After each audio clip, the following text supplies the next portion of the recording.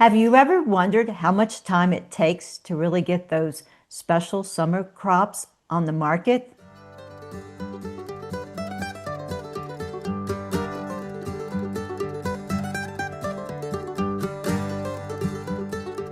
Welcome back to Rooted and Restless. I'm your host, Marianne Smith Edge.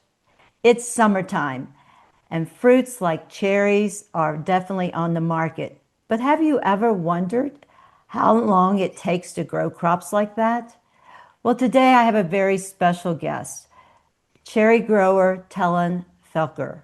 Talon is a fourth generation cherry grower from northern Michigan. And what's so great about Talon, he has recognized early on that it's important to get the message about agriculture out to all. He is host of Specialty Crop Crew and has his own video series, Palms and Stones. So Talon, thank you so much. I know it's in the middle of July and it's cherry season. So thank goodness it's a little bit early in the morning for you, but thank you for taking time to really give us some insights around the whole area and about growing cherries. Yeah, thank you so much for having me on. Well, as you may not know, but most of my audience knows I'm a dairy farmer daughter and definitely understand commodity crops like soybeans and corn. But really, I, like other consumers, don't have as much background on specialty crops such as cherries. So, I would love for you just to give us some insights, and especially in regards to, all cherries are not created equal. We talk about tart cherries and sweet cherries, but give Yeah. us the differences. Yeah, so I'm here in Traverse City, Michigan, which is the self-proclaimed cherry capital of the world, and Michigan produces about 70% of the nation's tart cherry crop. So it's a unique area, and some of the other states that are we're around are Wisconsin, Washington, Oregon, Pennsylvania, New York, all produce the same kind of cherries that we do, and that's due to the unique growing region that we kind of have here in Michigan. And those states, which is kind of most of them are around that 45th parallel line. And what's unique about that is that we need the colder winter months. So in the summer, the cherries grow. And then in the winter, the trees need to enter a dormancy period in order to rest before they kind of wake up back in the spring to start setting a new crop for the year. So that's kind of what makes this crop unique is you can't just slap these trees in anywhere in the country and expect to be able to grow, this beautiful colored fruit that we have here, in the states that I just mentioned. So that's definitely a cool benefit of the region. Well, and I think you really describe it because, over the years, I've sometimes been questioned, why didn't I just grow X, Y, Z? And the reality is what you just said. You've got to have the environment for the particular type of crop. But what I find interesting is, unlike a commodity crop like soybeans and corn, you plant it every year and then you can also harvest. Not so much about cherries, correct? Yes, cherry trees, depending on if they're taken care of, we can see some damages from storms that'll shorten the life of the tree. But an orchard will last anywhere from 20 to 30 years if taken care of well. But how long does it really take to go from planting the tree to production? Cherries are a little bit longer than, say, an apple. Cherries, it'll take about 5 to 7 years before you can actually get a harvestable crop off of it. It'll be tempting to kind of go after fruit when they're younger, but you kind of want to stay away from that because you'll damage the trunks with the harvesters. Just due because they just need a little more circumference to handle the equipment. So it's a farm or specialty crop farming, especially in apples and cherries. It's very a lot of money up front because it's a lot of investment that you don't see any return on for years. And even those first couple years are a lot smaller return on your investment until they get larger in size. So, like any farming, you take a risk, but especially in specialty crops, it sounds like sometimes you have even more risk just from the long-term planning and before you really reap any type of reward. Yep. Yeah. So, so how did the family get into specialty crops and growing cherries, and especially tart cherries? So, give us some more insights on really the whole world of tart cherries? Yeah, so up here for our farm on our farm, it started more as a dairy farm was how it kind of started back in the day. And then the region, there was another grower, I believe, that kind of started this cherry thing up here, and we began to be a little more interested in it and leased a couple farms to kind of dip our toes in the water, so they say. And then it kind of just kept growing into this vertically integrated group of companies that we have now, where we farm the fruit, we pit the fruit, manufacture products, and then retail the fruit across the country. And so it's kind of gone from a dairy operation all the way up to this little cherry empire, I guess you could call it. Well, I'm interested in, I mentioned to you before we started, is I just happened to be reading one of Anne Paget's books called Tom Lake. And interestingly, the main character is set in Michigan. And so in the discussion, they were talking about that they always grew tart cherries, but from an economic standpoint, there was also bringing in sweet cherries. So I think what we see in the summer in the grocery store are sweet cherries, Yep. and versus tart cherries. So I know that the seasons they might produce is the same, but how they're used is differently, correct? That is correct. Yep. So sweet cherries are generally ready a little bit, just a touch before cherries, or before tart cherries here in our region. And yes, they do bring a little different economic benefit to them because anything that's kind of sold fresh, obviously you can get a little more money for. And so I think about every operation up here dabbles in both worlds, where you want to have a little bit of that fresh, especially if you're going the farm market route. We do not do that on our farm, but like they are packed up and down all the popular roads, and everyone loves to buy, a fresh quart of cherries, and those are the ones you're, eating and spitting the pits out and stuff like that. Here, mostly on our farm, we grow tart Montmorency cherries, which are what you'll find in pie fill, you'll find in juice, concentrate, IQF, individually quick frozen. Um, I'm sure there's some other stuff I'm thinking about at the moment, but just dried fruit, chocolate covered cherries, all that is produced through tart cherries. So definitely different. They're farmed the same way, but definitely different end products between the two. So when you take those from harvest, and are there processing plants close by? What's Mhm. the from basically picking to production? What's the timeline? Yeah, so what's really important to us, and it has a huge reaction on the benefits of the fruit, is that we need to get it off of the tree, processed, and then get it to, whether it's going to be in storage or whatever its next step is, whatever product we're going for, that happens quickly. So the cherries will come off the trees, and then anywhere between 12 to 36 hours, they're usually pitted and in that final product ready for the next step, leaving the processor, depending on where they're at in the state. There's a couple facilities left in the country that are still pitting tart cherries. That number has decreased over the years, but as we kind of move forward, we're really excited about the potential that we have. So how has technology changed your production? Are you using more to pick fruit? Is it still manually or mechanically? We primarily do mechanically. A lot of the folks that'll do fresh sweet cherries, like we had talked about already, they will hand pick a lot of that because sometimes, depending on the hot summer July days here, that when fruit falls from way up above and lands onto the harvesters, it can tend to pop the fruit or crack it or smush it. And obviously, you're not going to buy a smashed cherry at the store.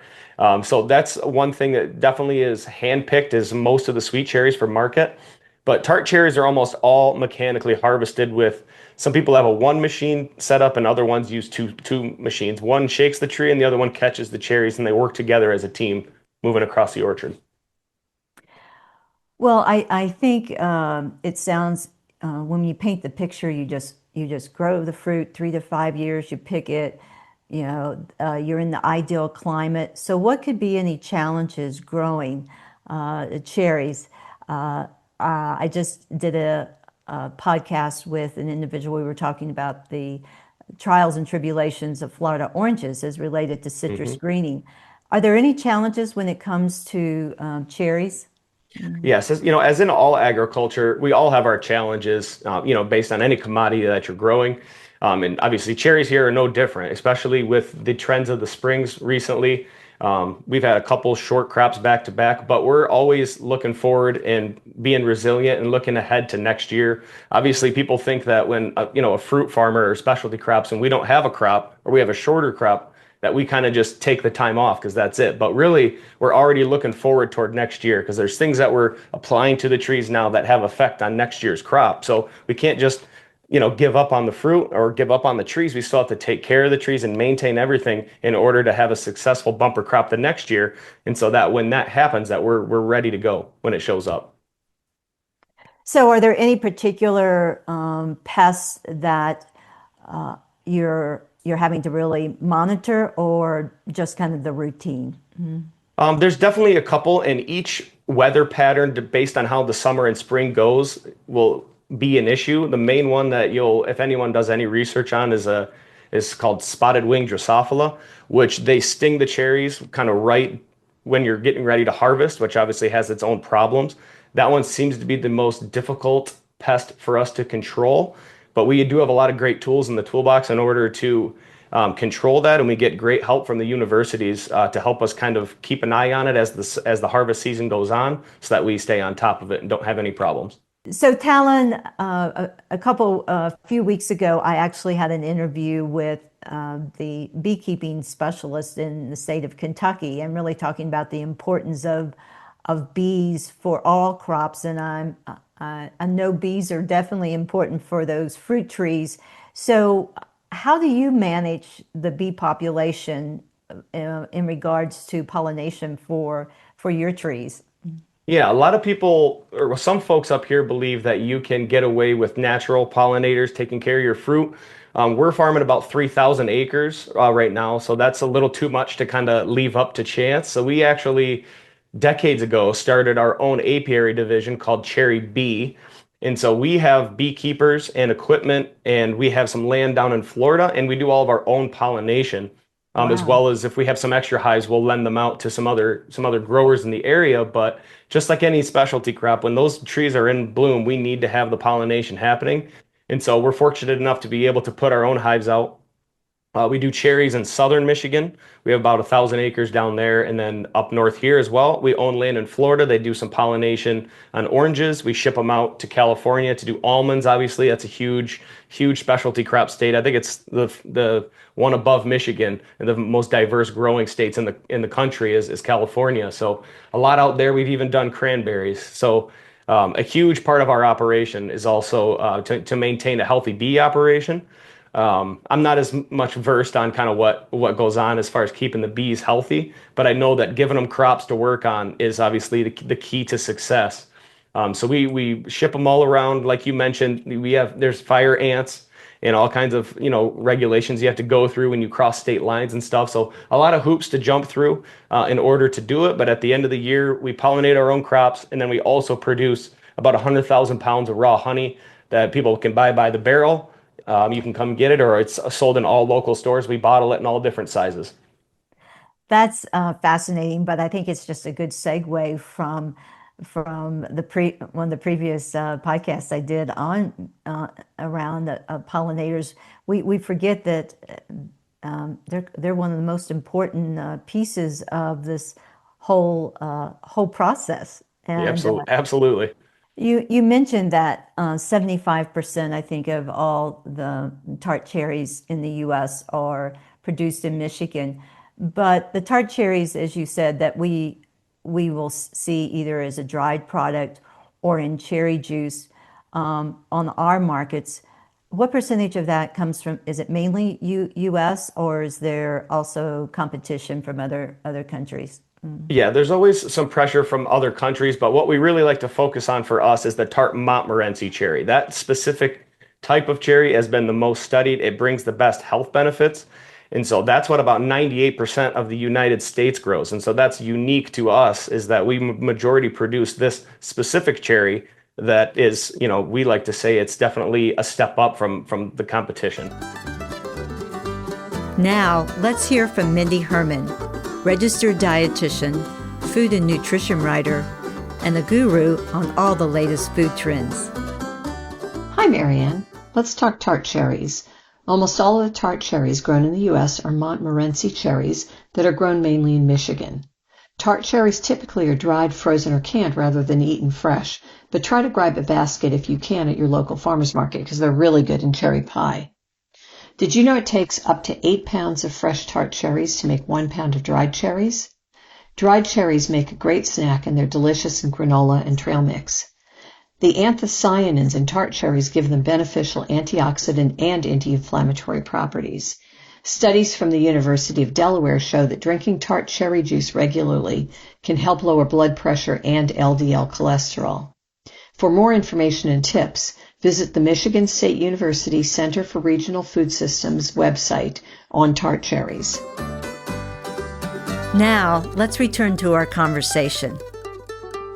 As a registered dietitian, I'm always excited about all the research on the health benefits of all fruits and vegetables we know, but some of the research has definitely shown the benefits from cherry juice.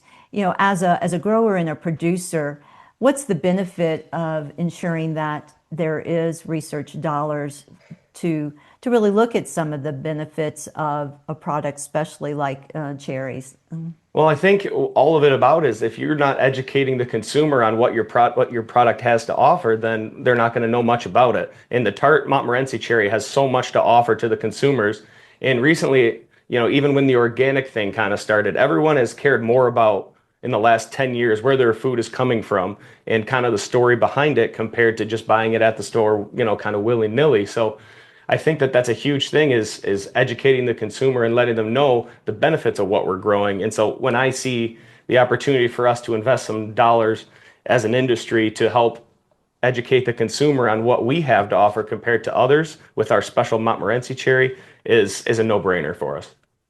Well, and Talon, I think this is a good segue to really talk about what your social media education you've done. So I just actually watched a few of your videos of palms and stones in the past couple of days and was most impressed. So give us a background. How long have you been doing this? And obviously, being a younger generation than myself, social media just becomes automatic. But you're definitely putting it to good use to informing the public about really what type of production and how difficult it can be. So I want to hear the background on all the social media you're doing. Sure. So Homes and Stones, the YouTube channel, I kind of thought, and I had watched a long time on social media, YouTube, that a lot of the row crop guys already are doing stuff like this, where they're showing what they're doing on their farm. They're showing the daily struggles, and even some of them are very transparent with their funds and what things are costing them and how much they're making. And I think even that idea in general, and I started looking around and I said, well, there's not many people doing that for specialty crops. And so I thought that was a cool place to start. Now, I haven't always been Mr. Stand in front of the camera and talk to it and be on podcasts and stuff. So that was a bit of a change for me. But that goal was to do what they're doing there, but kind of open people's eyes to the specialty crop market. And then also exactly what we're doing here is promoting our specialty crops to the general public. So a couple of things that you just mentioned is, and you're right, I have definitely had some discussion with farmers mainly around kind of the commodity crops, soybeans and corn. And we keep using the term specialty crops. So maybe it'd be a good idea to even define specialty crops. You and I know what we're talking about, Right. but general public may not. Yeah, so obviously, if everyone knows a commodity crop, but anything that's excluded from that, apples, cherries, pears, asparagus, a lot of vegetables, watermelon, there's so many of the stuff that you would kind of pick out at the store fresh, really kind of classifies into that specialty crop realm. And when it comes to help from USDA or the government, I think the public has definitely heard a lot of conversation over the last several months, as you mentioned, and some of my interviews with farmers, the elevated prices of fertilizer, tariffs, and also, if there's any help and assistance from from the government. And I'm very interested because I know that's not always even when it comes to specialty crops, but I'd be curious, how are tariffs and or fertilizer costs affecting you personally, or does it as a cherry grower, but also any assistance from USDA? Do you have the same type of assistance? Yeah, we definitely do have some assistance from the USDA. We have the option for federal crop insurance, which helps in the spring if we have issues. We have assistance. They'll come in and they'll buy fruit, which helps the industry as a whole. They'll come through a couple times a year, depending on whatever the scenario is. I guess I'm not too versed on when and why they buy. But that also goes a long way to helping move fruit when we have an oversupply of fruit, which is always beneficial. As far as the imports go, yes, there's been a lot of conversation about that in the past. But again, what we like to focus on is that we're producing this special fruit here in the United States that it's not really very popular anywhere else, and we kind of have a handle on it. And so that's kind of what we're looking for is we keep having shelf space. People are calling looking for tart cherries. And so anytime that we have a crop, we are super excited to be able to provide that for the folks here in the United States. Well, I must say, I love tart cherries, not just because I'm talking to you. The tart cherries work so well in so many Hmm. recipes. And as a grower, obviously, you have to have some favorite cherry tips on how you personally or your family maybe use tart cherries. So Yep. I'd like to hear it from someone who grows. What are the favorites? Of course. Well, in our family, my wife makes some really great chocolate chip cookies with dried cherries in them. Those always are fantastic. It just adds so much extra flavor. That's one thing that's fantastic about this tart Montmorency cherry is it has such a great flavor profile. It's bold. And so we're really loving that in the cherries or in the cookies, as well as we even use the concentrate to marinade like pork or meat in. So you can add flavor to that as well. Obviously, there's been so much work done um, with the recovery and the health benefits from it as well on top of that. So you're already adding that in. There's just so many cool things. You can mix it with cocktails, mocktails. There's been so much publicized about that as well. And so there's so many cool things that we do with it. And I love the concept of using the tart cherries and of course with anything, the tart cherry with chocolate works really great. So such a great idea. Yep. I'm curious. I've done a podcast with a company called Pairwise that really works on gene editing, and one of the things that they say they're working in is a pitless cherry. Mm. So, how would that make your life easier if you really had access to growing a pitless cherry? Well, a pitless cherry, that would take one entire step out of our process, that's for sure. That would definitely be interesting. And I feel like there's so much work that can be done genetically with stuff. So that would be super, super interesting to see kind of what that would turn out to be. So in that case, when they think about it, because, anytime we can remove a barrier for a consumer to eat something like a cherry, don't have to deal with a pit. But Hmm. to what you just said, it also, from a grower, it would, as you just mentioned, it would eliminate a whole step. Yeah. So it actually could be kind of a win-win benefit for the grower as well as the consumer. So Yep. stay tuned. Maybe that opportunity will be available to you down the road, but it's always interesting to think about uh, what the opportunities are. So when we think about it, what is the future of the production of tart cherries and really the market? Has there been growth along over the years, especially when what you just mentioned, some of the research has been so strong as cherry juice for muscle and for recovery? Yeah, so I think there's what's the future is that we're so excited that people want to buy tart cherries, right? It's the excitement that's out there in the media about it. And we just had a local town here or a local store here in town in Traverse City that was on Good Morning America. And they were on there and they sold out in 3 hours of all their products. The phones were ringing off the hook is what we hear. So the demand is there. And so we're really excited that the future is that we can keep growing great cherries for folks, a high quality fruit that people love to eat and consume. And I think you've worked on some type of also certificate program recently. The whole tart cherry industry has to really to help solidify, these are U.S. grown cherries. Yes, so we have a new, I think it's coming out here late this year or early next year, a new certification, which is super exciting for the industry because as you touched on imports, we want to be able to differentiate our fruit, right? So we're talking about authenticity, differentiation, and transparency with the consumer about what we're growing here in the United States.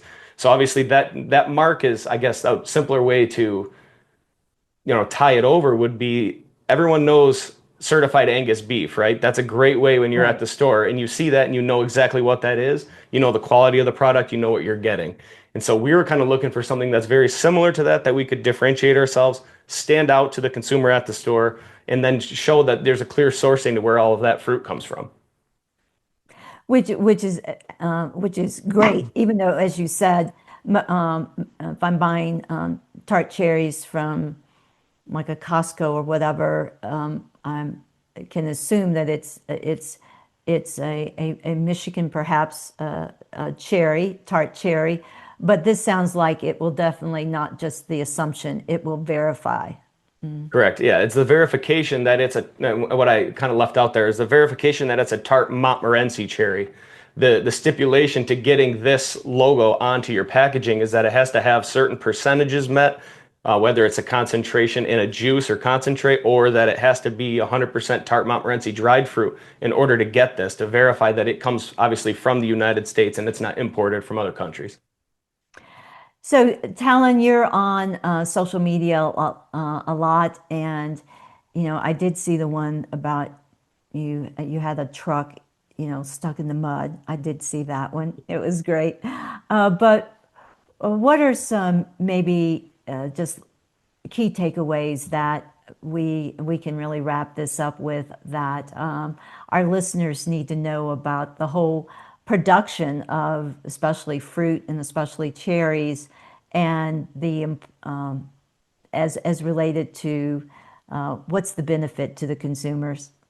Yeah, so obviously, when you think about specialty crops, I think the thing that stands out the most is that a lot of it is harvested by hand, right? It's a lot more labor. It's a lot more intense work like that. And so when I want, if there's one thing that I always want to share with people is that when you're at the store picking out cherries or buying apples or grabbing oranges, like I'm sure the conversation you had the other day, so much work and thought process goes into maintaining a quality crop like that in the fresh market that I think it gets looked past. If you go to the store and you see an apple with a dent in it, you're probably not going to buy that one. But that apple took a long time to get to to get from the field to where it is.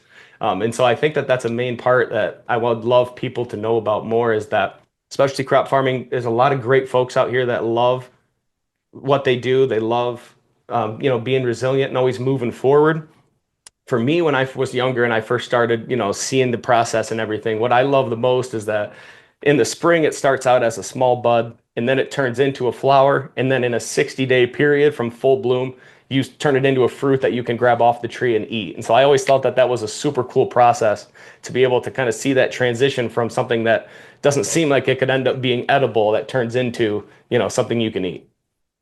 Well, and I have been to Traverse City. It's been a while, but it was in summer, and I also remember seeing the trees, but also there was a town nearby that produced a lot of, I think, American spoon food, jams and jellies, and it smelled of fruit, the whole aspect. So Right.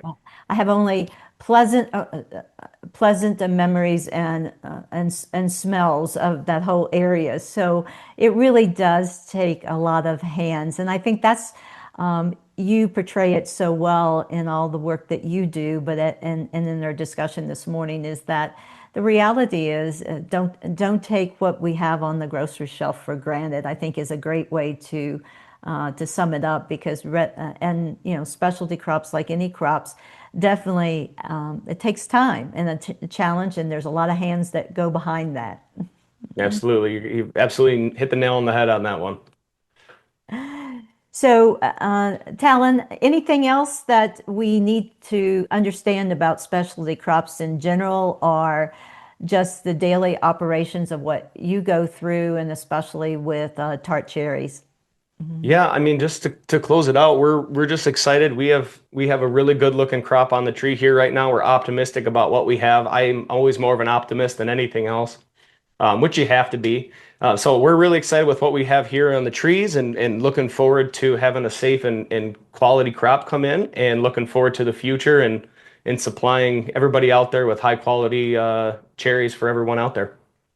Well, Talon, it's been a real pleasure, and I just know that if I had a glass here, it'd be like cheers to a great season, and make sure that glass is full of cherry juice, right? That's right. Fill it up. Thank you so much. It's been a true pleasure. Yes, thank you so much for having me on. I appreciate the opportunity. And anytime you're up in Traverse City again, feel free to reach out and we can show you some orchards. I will definitely do that, and I'm going to make sure that my next purchase of tart cherries, I definitely am going to experiment more with in some of the baking, as well as my salads and those type of things. So, and I'll Right. be thinking of you. Perfect. Thanks a lot. I know you're busy, so here's to a good the rest of the harvest season. Yes, thank you very much. Thank you for listening to Rooted and Restless. It's all about digging deeper into the behind the scenes about food, agriculture, and nutrition, because after all, every food has a story, and sometimes it's not as simple as it seems. Subscribe to Rooted and Restless wherever you listen to podcasts, or find us on YouTube.